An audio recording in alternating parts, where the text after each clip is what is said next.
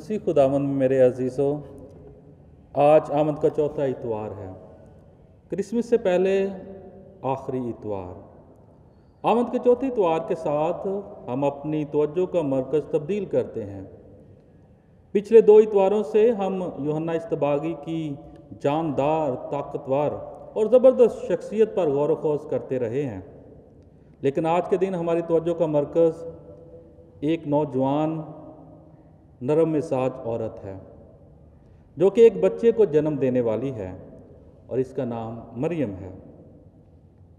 आज की तिलावतें इसी औरत से पैदा होने वाले बच्चे के बारे में बात करती हैं और साथ साथ ये तिलावतें मुकद्दसा मरियम का जो हमारी ज़िंदगी में किरदार है उसकी तरफ भी इशारा करती हैं।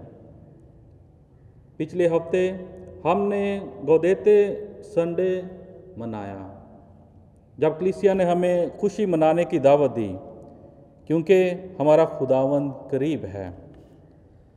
आज आमद के चौथे इतवार हम जो पहली तिलावत सुनते हैं मीका नबी की किताब से और फिर अंजील मुकद्दस जो मुकद्दस लूका की अंजील से है, इन दोनों में एक चीज़ मुश्तरक है।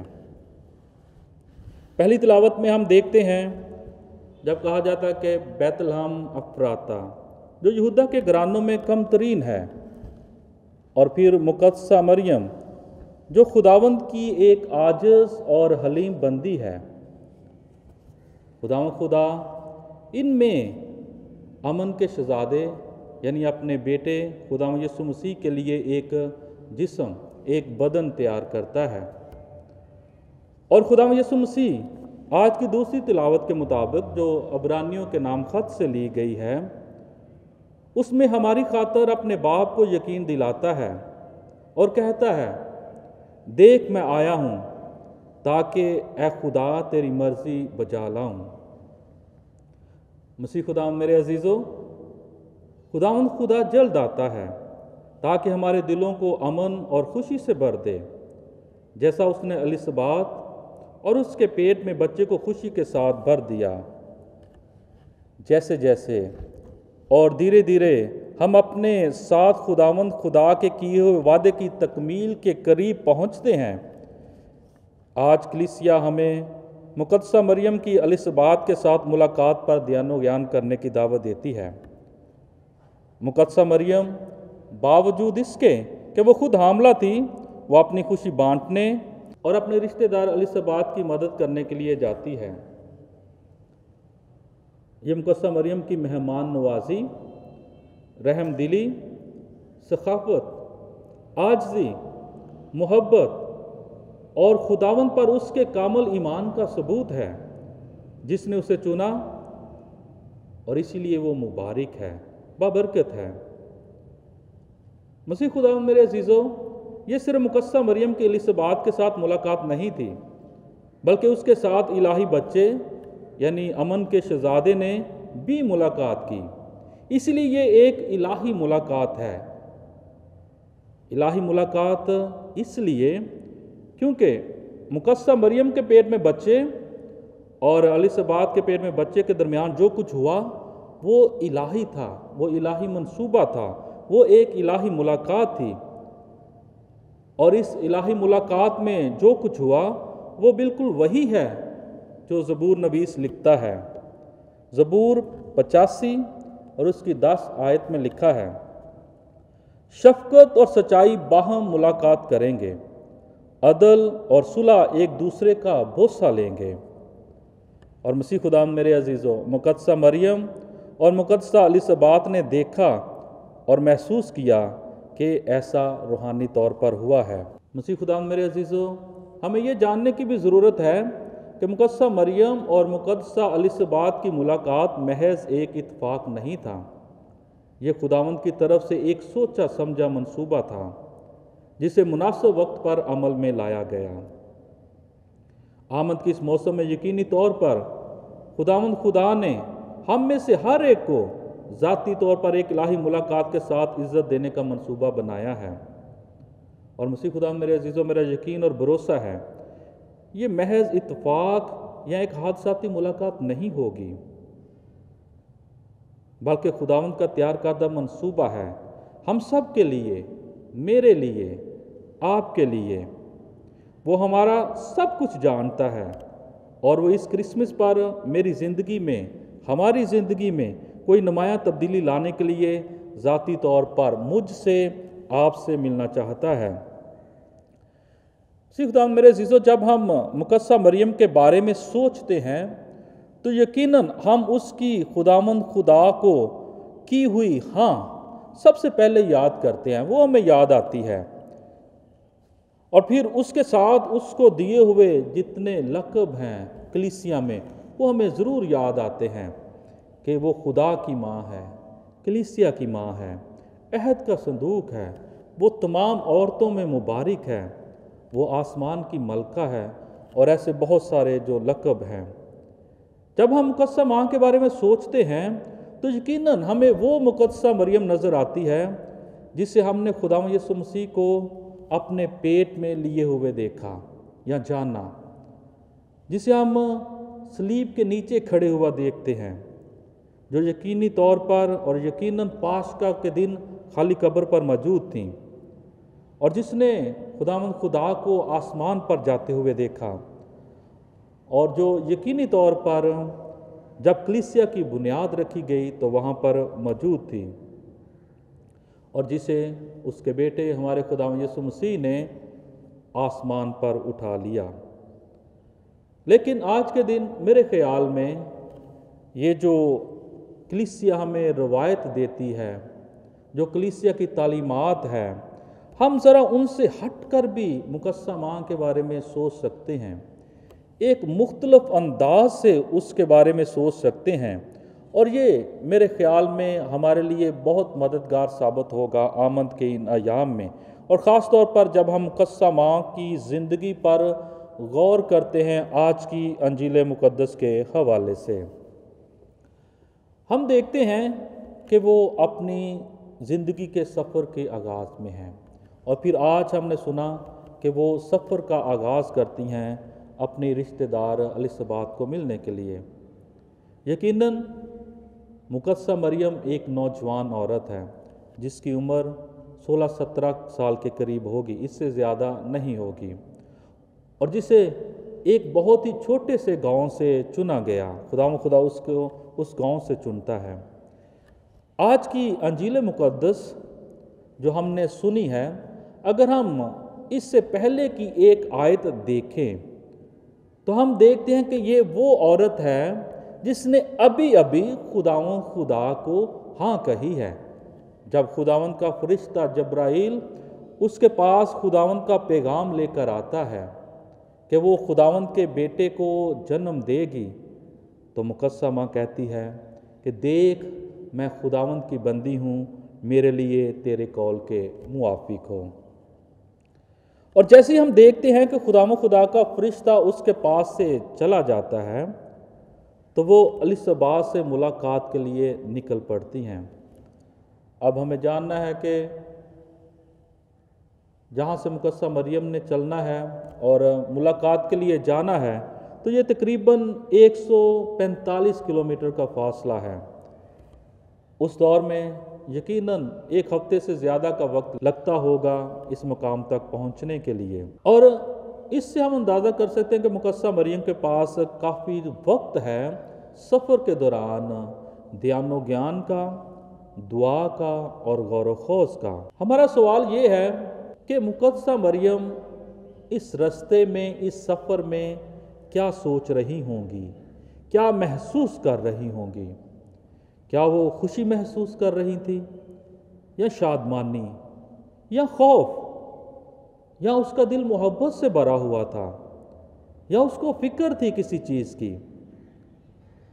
क्या उसका भरोसा कामिल था, या वो बेयकीनी की हालत में थी, या उसका किसी पे यकीन था?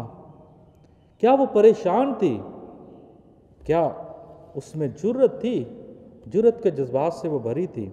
शायद इनमें से एक, और शायद ये सब कुछ, शायद हर वो जज्बात जो हम सोच सकते हैं वो मुकद्दसा मरियम के दिल में था जब वो सफ़र के लिए रवाना हुई। वो क्या सोच रही थी? लोग क्या सोचेंगे? لوگوں کا رد عمل کیا ہوگا؟ یوسف جو اس کا منگیتر ہے اس کا رد عمل کیا ہوگا؟ وہ کیا کہے گا؟ اس کے والدین کیا کہیں گے؟ وہ کیا سوچیں گے؟ وہ اس بات کو کیسے قبول کریں گے؟ وہ اس بات کو کیسے جانیں گے کہ واقعی یہ خداوند کی مرضی ہے؟ کیا وہ اس بات کو قبول کریں گے یا اس کی مذمت کریں گے؟ کہ کس طرح یہ ممکن ہوا کہ بغیر بیاہ کے شادی کے وہ حاملہ ہے، اور ہم جانتے ہیں کہ اس جرم کی سزا جو ہے وہ کیا ہے؟ سنسار کیا جانا۔ مسیح خدا میرے عزیزو، جب مقدسہ مریم نے فرشتے کو ہاں کہی، اس نے اس سے یہ نہیں پوچھا کہ اس کے ساتھ کیا ہوگا، کیا کوئی ایسا ہوگا جو اس کا خیال رکھے گا، کیا کوئی ایسا ہوگا جو اس سے پوچھے گا، کیا کوئی ایسا ہوگا جو اس کا ساتھ دے گا، اس کے ساتھ کیسا سلوک کیا جائے گا؟ اسے اس میں سے کسی بات کا کوئی اندازہ نہیں تھا، لیکن پھر بھی اس نے خدا کو ہاں کہی۔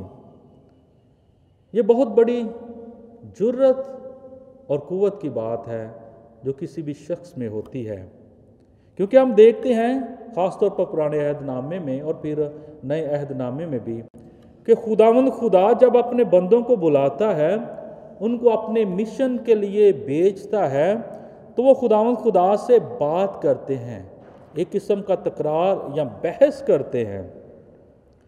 جب خدا حضرت موسیٰ کو بلاتا ہے تو وہ کہتا ہے کہ میں نہیں، کسی اور کو بھیج۔ اسی طرح جب خدا جدون کو بلاتا ہے تو جدون خدا سے کہتا ہے کہ مجھے کوئی نشان دکھا تاکہ میں مانوں اور یقین کروں۔ ہم یونس نبی کو جانتے ہیں کہ خدا جب اسے بلاتا ہے تو وہ خدا کے حضور سے بھاگ کھڑا ہوتا ہے۔ اسی طرح جب عیسیٰ نبی کو بلایا جاتا ہے تو دیکھیں عیسیٰ کیا کہتا ہے مجھ پر افسوس، میں ہلاک ہوا کیونکہ میں ناپاک ہونٹوں والا آدمی ہوں۔ اسی طرح جب نئے عہد نامے میں ہم دیکھتے ہیں زکریا کاہن کو، جو یوحنا اصطباغی کا باپ ہے، جب اس کے پاس پیغام آتا ہے تو وہ بھی بات کرتا ہے، کہتا ہے میں بوڑھا ہوں، اور اسی طرح وہ کہتا ہے کہ میری بیوی کی بھی بڑی عمر ہے۔ یہ سارے لوگ ہیں جنہوں نے خدا سے بات کی اور کہا، اپنے عذر پیش کیے، لیکن مقدسہ ماں نے ایسا نہیں کیا۔ مقدسہ ماں نے خدا کو ہاں کہی۔ اور مسیح خدا میرے عزیزو، یہ کوئی بغیر سوچے سمجھے ہاں نہیں تھی۔ ہم خیال کر سکتے ہیں کہ شاید مقدسہ مریم نے بغیر سوچے سمجھے خدا کو ہاں کہی، ایسا نہیں تھا۔ میرا ماننا ہے، میرا بھروسہ ہے اور یقین ہے کہ مقدسہ مریم عقل و فہم اور خداوند کے فضل سے معمور تھی۔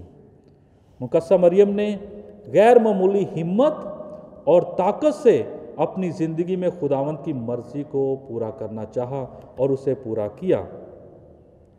مریم، ہم دیکھتے ہیں کہ اس ہاں کے بعد جلدی سے اپنے رشتہ دار الصبات کو ملنے کے لیے جاتی ہے، جیسا کہ آج کی انجیل مقدس میں ہم نے سنا ہے۔ وہ اس لیے جلدی سے جاتی ہے تاکہ وہ اس شخص کے پاس پہنچ سکے جو اس کو سمجھ سکے، جو اسے دیکھتے ہی سمجھ سکے یہ سارا واقعہ، یہ ساری باتیں جو اس کے ساتھ ہوئیں۔ اور جیسا آج کی انجیل مقدس میں ہم نے سنا ہے کہ الصبات اس بات کو فوراً جان لیتی ہے اور پہچان لیتی ہے، اور دیکھیں کیسا اس نے مقدسہ مریم کا استقبال کیا، اور کیا کہتی ہے، روح القدس سے معمور ہو کر تو عورتوں میں مبارک ہے اور تیرے بطن کا پھل مبارک ہے۔ کیونکہ الصبات نے فوراً دیکھ لیا تھا کہ مقدسہ مریم روح القدس سے بری ہوئی ہے، وہ روح القدس سے معمور ہے۔ مقدسہ مریم جب الصبات کی خوشی دیکھتی ہے، جب الصبات کا اظہار محبت دیکھتی ہے، جب اس کا استقبال دیکھتی ہے، تو یقیناً وہ اپنی زندگی میں، اپنے دل میں راحت اور اطمینان محسوس کرتی ہے۔ اور اسی لیے آج کی تلاوت کے فوراً بعد ہم دیکھتے ہیں کہ جب مقدسہ ماں الصبات کے سلام کے ساتھ، اس کے استقبال کے ساتھ خوشی سے معمور ہوتی ہے، تو اس کی روح خوشی سے معمور ہوتی ہے، اور وہ اسی روح کی معموری میں نغمہ جو ہے وہ خدا کے حضور گاتی ہے کہ میری جان خداوند کی بڑائی کرتی ہے اور میری روح میرے نجات دینے والے خدا سے خوش ہوئی۔ مسیح خداوند میرے عزیزو، ہم قدسہ مریم سے بہت پیار کرتے ہیں، ہماری اس سے بہت عقیدت ہے، کیونکہ منصوبہ نجات میں اس کا کردار بہت اہم ہے۔ ہم بہت سی دعاؤں سے مقدسہ ماں کی سفارشات ہمیشہ طلب کرتے رہتے ہیں اپنی زندگیوں کے لیے، اور آج کے دن ہم مقدسہ ماں کو یاد کرتے ہیں ایک نوجوان خاتون کی طرح، ایک نوجوان لڑکی کی طرح، کہ جو خداوند خدا کے حضور آتی ہے، اسے ایک گمنام گاؤں سے، ایک معمولی سے گاؤں سے بلایا جاتا ہے، اور وہ جب خداوند خدا کے حضور پیش ہوتی ہے تو وہ اسے ہاں کرتی ہے، منصوبہ نجات میں اپنا کردار ادا کرتی ہے۔ مسیح خدا میرے عزیزوں، خداوند خدا ہمیشہ غیر معمولی جگہوں سے اپنے خادموں کو، اپنے لوگوں کو بلاتا ہے اور انہیں اپنے کام کے لیے، اپنے مشن کے لیے استعمال کرتا ہے۔ مسیح خدا میرے عزیزوں، اگلی غیر معمولی جگہ کون سی ہو سکتی ہے جہاں خدا اپنے بندے کو تلاش کرنا چاہتا ہے یا تلاش کرے گا یا اپنے بندے کو بلائے گا؟ وہ خاص جگہ، وہ غیر معمولی جگہ کون سی ہو سکتی ہے؟ کیا وہ میرا گھر ہو سکتا ہے؟ وہ غیر معمولی شخص، وہ شخص جسے خدا بلانا چاہتا ہے، وہ کون ہو سکتا ہے؟ کسے خدا بلائے گا؟ کیا وہ میں ہو سکتا ہوں؟ کیا وہ آپ ہو سکتے ہیں؟ ہاں ضرور۔ آج کی انجیل مقدس ہمیں اس بات کی گواہی دیتی ہے، ہمیں اس بات کے لیے تیار کرتی ہے کہ جب خدا اپنے منصوبے کے مطابق کام کرتا ہے تو وہ کسی شخص کو بھی کہیں سے بھی بلا سکتا ہے۔ اور اس آمن کے موسم میں ہم سب تیار رہیں، وہ ہم میں سے کسی کو بھی کسی بھی وقت کسی بھی جگہ پہ بلا سکتا ہے، تاکہ ہم منصوبہ نجات میں اس کے ساتھ ہوں، خود بھی نجات حاصل کریں، خود بھی محبت کا پیغام پائیں، اور اسی پیغام کو جو بچہ یسوع ہمارے لیے لے کے آ رہا ہے، جو خدا اپنے بیٹے کی صورت میں ہمارے پاس بھیجتا ہے، نجات کا پیغام، محبت کا پیغام، ہم اسے دوسروں تک بھی پہنچا سکیں۔ مسیح ہمارے خداوند کے وسیلے سے